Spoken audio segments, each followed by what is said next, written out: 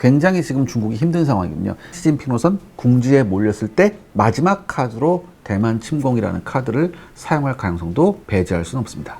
단도직입적으로 우리나라도 개입하나요? 중국이 타이완을 공격해 미국이 군사적으로 개입해도 한미 상호방위조약은 발동되지 않는다라고 밝혔습니다. 2022년 조 바이든 대통령은 대만 유사시 군사력을 투입하겠다는 방침을 밝혔는데요. 이것은 미국 대통령이 강경하게 발언하지 않으면 중국이 오판할 수 있다고 생각했기에 강경 발언이 나온 거죠. 3번이나. M142 하이마스 다연장 로켓 차량 29대와 함께 에이타킴스 전술 탄도미사일 64발 외에 대규모 다연장 로켓탄이 공급됐죠. 9개의 패트리엇 포대와 함께 패트리엇 미사일 264발을 도입했죠. 대만이 좁은 영토 안에 얼마나 많은 지대공 미사일을 배치하고 있는지를 알 수 있습니다.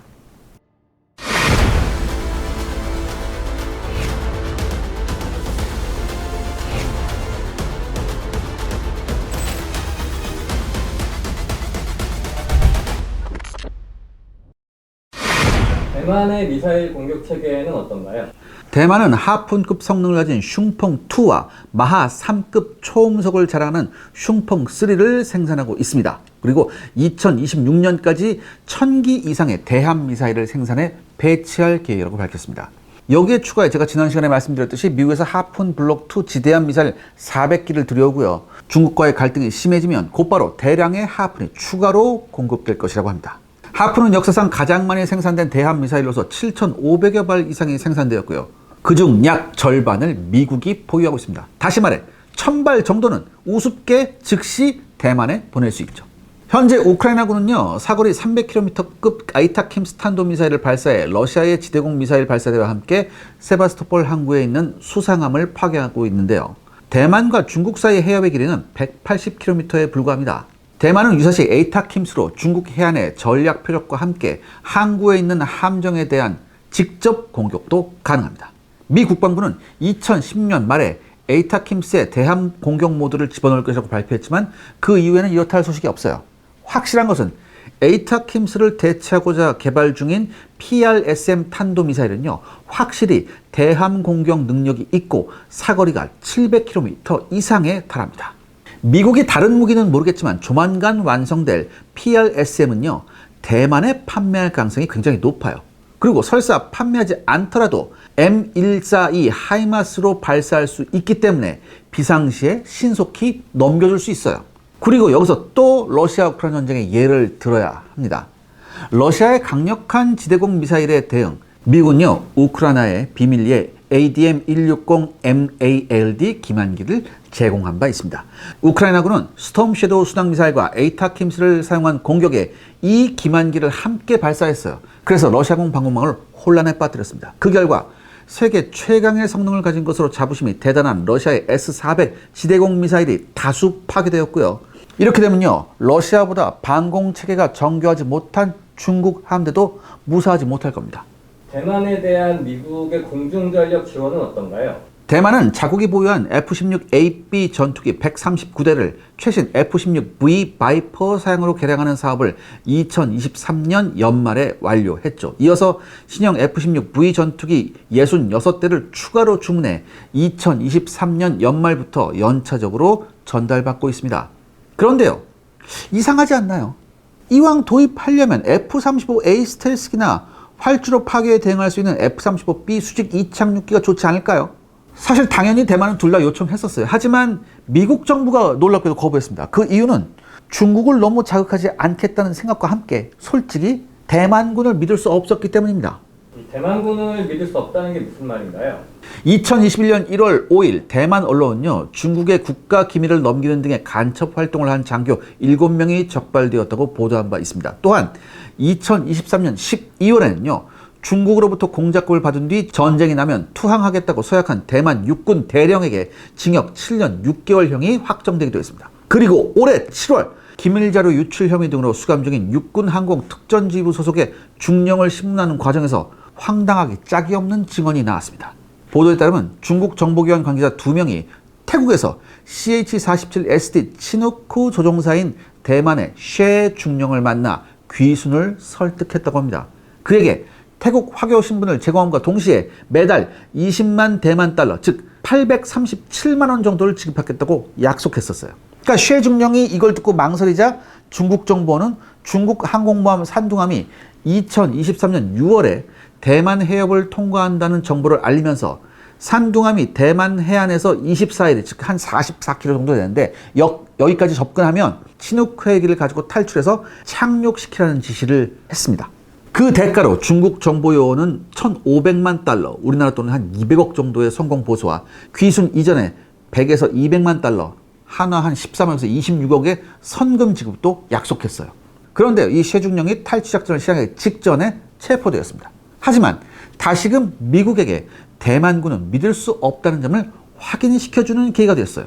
이를 반영하듯 미국은요, 패트리엇 팩3나 M1A2T와 같이 중국으로 빼돌릴 수 없는 군사 무기는 최신형을 제공하지만 전투기에 대해서는 상당한 제약을 가하고 있습니다.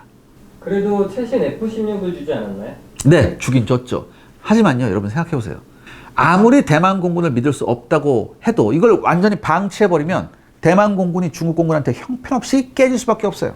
그래서 미국은요, 최소한의 대응책으로 F-16V를 제공한 거죠. 그리고 얼마 전에는 IRST 장비 수출을 허가하기도 했습니다. 먼저 F-16V의 최대 장점은 바로 AN/APG-83A4 레이더고요. 이 탐지 거리가 120에서 180km에 달합니다. 그리고 기존 기계식 레이더에 비교해서 5배 정도 신뢰성이 우수하죠. 미국 항공 전문가들은요, 이 대만 F-16의 이 A4 레이더를 제공한 핵심 이유로 강력한 전자전 능력을 꼽고 있습니다.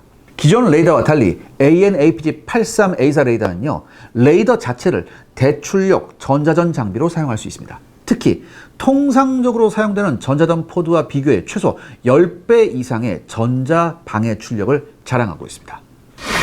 시청자 여러분들의 구독과 좋아요는 영상 제작에 정말 큰 도움이 됩니다. 여러분들 부탁드리겠습니다. 구독과 좋아요. 오늘은 여러분께 특별한 소식을 전해드리고자 합니다. 저희 샤르레 군사연구소 채널이 하늘사랑 장학재단 기부 캠페인을 진행하게 되었습니다. 하늘사랑 장학재단은 순직한 공군 조종사들의 헌신을 기리고 자립이 어려운 유가족들을 돕기 위해 설립된 재단입니다. 이번 캠페인은 한국 유엔봉사단 이사장 안헌식 박사님과 함께 진행하게 되었는데요. 안헌식 박사님은 오랜 시간 동안 저소득 소외계층과 미자립지역 복지사업에 헌신하시며 대한민국의 발전과 국민 건강 증진에 일생을 바쳐오셨습니다. 저희 채널과 소통하는 과정에서 국가를 위해 헌신한 이들의 숭고한 노고를 기리며 그들을 잊지 말자는 깊은 뜻에 공감하여 이번 캠페인을 함께하게 되었습니다. 캠페인은 제가 먼저 500만 원을 기부하고 안헌식 박사님께서 30년간 총 개발 비용 1,000억 원을 들여 만든 160년 산삼진액 삼보화의 판매 수익금 일부를 추가 기부하는 방식으로 진행됩니다. 삼보화에 대해 간략히 말씀드리자면요, 남성용과 여성용으로 구분되어서 맞춤형 영양분을 제공하며 홍삼보다 19배 높은 함량의 160년 산삼으로 만들었기 때문에 중년 활력에 큰 도움을 주는 건강식품입니다. 삼보화를 통해 여러분께서 얻으신 활력과 에너지가 순직 조종사와 그 유가족들에게도 전해지길 바라는 마음을 담아 샤르레 군사연구소 채널 구독자 한정, 최저가 혜택과 함께 수익금의 일부를 기부하게 되었습니다. 뜻을 모아 순직한 영웅들을 기억하는 일에 함께 해주시길 진심으로 부탁드립니다. 감사합니다. 현대공중전에서 전자전이 얼마나 중요한가요? 여러 말 필요 없이 지금부터 제가 그 사례를 말씀드리겠습니다. 2019년 2월 26일이었습니다. 인도 공군과 파키스탄 공군 사이에 대규모 공중전이 벌어졌습니다.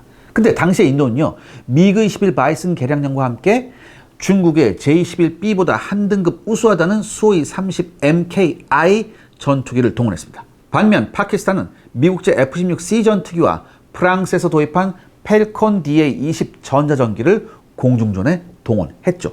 그런데요, 교전 결과 파키스탄 공군은 피해 없이 인도 공군의 미그 21 바이슨 한 대와 수호이 30 MKI 전투기 한 대를 에임 120 암람 미사일로 격추시켰습니다.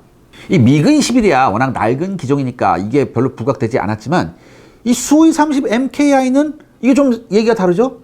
이건 뭐예요? 얘는 레이더 탐지 거리가 200km 이상이에요. 그리고 공중 기동성도 F-16보다 한 단계 상위로 알려져 있었거든요. 실제 미 공군과 인도 공군의 합동 훈련에서도요, 인도의 소위 30 MKI는 F-15C와의 가상 교전에서 여러 번 승리하기도 했습니다. 그럼에도 불구하고 파키스탄이 승리한 비결은 바로 펠컨 DA-20 전자전기를 활용해 인도 공군 전투기의 레이더와 데이터 링크를 성공적으로 방해했기 때문입니다. 그러니까 인도 공군이 혼란에 빠진 틈을 이용해 접근한 파키스탄 공군의 F-16이와 AIM-120C를 발사해 격추시킬 수 있었던 겁니다. 이 2019년 공중전 이후 인도는 러시아제 전투기와 미사일에 크게 실망을 하죠.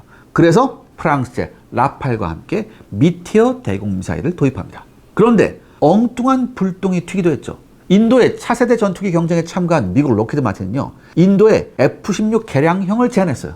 근데 앞불싸! 인도에서는 뭐예요? 이 F-16이라는 단어 자체가 금기어였어요. 그래서 로키드 마틴은 이 사실을 파악하고 재빨리 이름을 뭐예요? F-21로 바꿉니다. 얍삽하죠? F-22 바로 아래라 이거야. F-11. 결국 인도 공군은 기분을 더럽게 만드는 F-21을 거부했어요. 그렇죠? 당연하죠. 나 같아도 거부했겠어. 하지만 F-21을 위해 개발된 기술이 대만에 공급될 예정입니다. 미국 전문가들은 대만과 중국 공군이 실제 충돌할 경우 미국이 신속히 대만 공군 F-16V에 중국 전투기를 무력화시킬 수 있는 최신 전자전 소프트웨어를 제공할 것이라고 언급했는데요.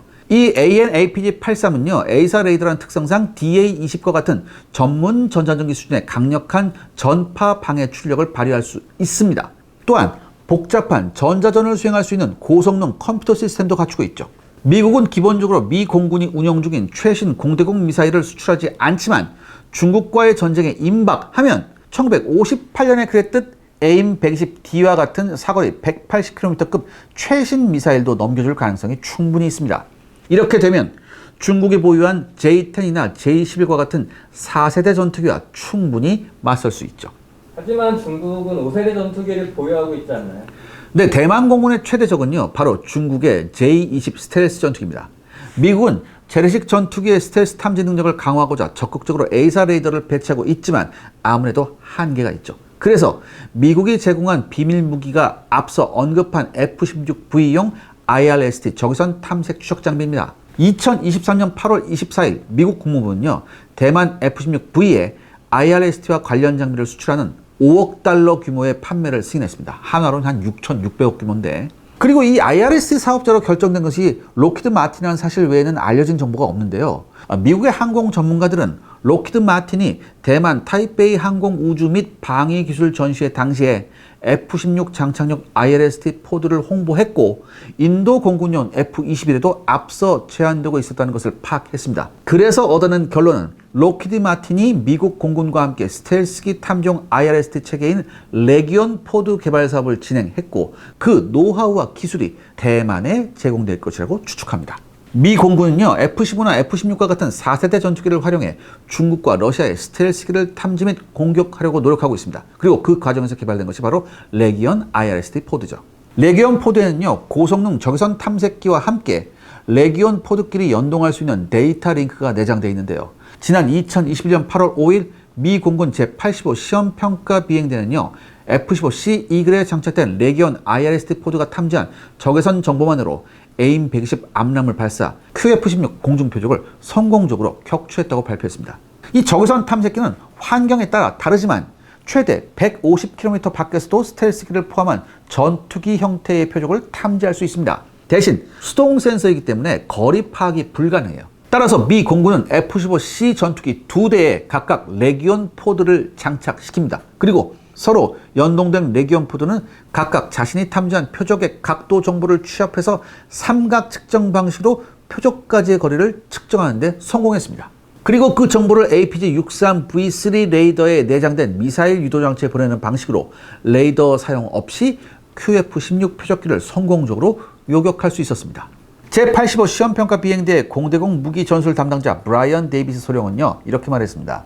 이번에 성공적인 사격은 IRST로 조준되는 AIM-120을 장착한 F-15C가 레이더 탐지에 의존하지 않고 탐지, 추적, 무기 선정, 그리고 요격 검증 등을 달성할 수 있었으므로 의미가 크다라고 언급했습니다. 또한 적의 전자전 교란이나 스텔스 성능에도 영향을 받지 않는다라고 인터뷰했죠. 미국이 IRST 기술을 대만에 전수할 경우 대만은요 F-16V에 장착된 IRST를 사용해 J-20과 같은 스텔스 전투기를 최대 150km 밖에서 탐지할 수 있습니다. 특히나 J-20과 같이 초음속 순항 비행을 수행하는 전투기들은요 구름과 같은 대기 활동이 없는 성층권에서 비행할 수밖에 없습니다. 왜냐하면 스텔스 도료에 되도록 악영향을 주지 않기 위해서죠. 그런데 이렇게 되면요 높은 속도로 인해 기체가 많이 과열됩니다. 이렇게 되면 일반 전투기보다 멀리서 IRST에 탐지되는 문제점이 있죠.